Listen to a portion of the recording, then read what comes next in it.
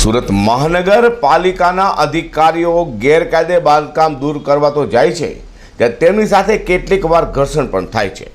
તો ઉધના ઝોનના અધિકારીઓ દ્વારા બમરોલી રોડ પર ગેરકાયદે બાંધકામને દૂર કરવાની કામગીરી કરાતા કોર્પોરેટરના પુત્રે અધિકારીને ભ્રષ્ટાચારમાં ફસાઈ દેવાની સાથે જાનથી મારી નાખવાની પણ ધમકી આપી હતી। હાલ આ મામલે પોલીસમાં અરજી કરાઈ છે। સુરત મહાનગરપાલિકાના અધિકારીઓ ગેરકાયદે બાંધકામનું ડિમોલિશન કરવા જાય છે ત્યારે તેમની સાથે ઘર્ષણ પણ થાય છે। મિલકતદારો અથવા તો સ્થાનિક આગેવાન કેટલાક કોર્પોરેટરો ગેરકાયદે બાંધકામની ભલામણ કરતા હોય છે ત્યારે આવી જ ઘટના ઉધના ઝોન વિસ્તારમાં બની હતી। વાત એમ છે કે સુરત મહાનગરપાલિકાના ઉધના ઝોનના અધિકારીઓ બમરોલી રોડ પર ગેરકાયદે બાંધકામ દૂર કરવા ગયા હતા। તે સમયે ઉધના ઝોન વિસ્તારના મહિલા કોર્પોરેટર ગીતા રબારીના પુત્રએ અધિકારી સાથે દાદાગીરી કરી હતી। કોર્પોરેટર ગીતા રબારીના પુત્ર મયુર રબારીએ ગેરકાયદે બાંધકામ તોડવા ગયેલા અધિકારીને ફોન પર ધમકી આપી હતી અને ભ્રષ્ટાચારમાં નાખી દેવાની સાથે જાનથી મારી નાખવાની પણ ધમકી આપી હતી।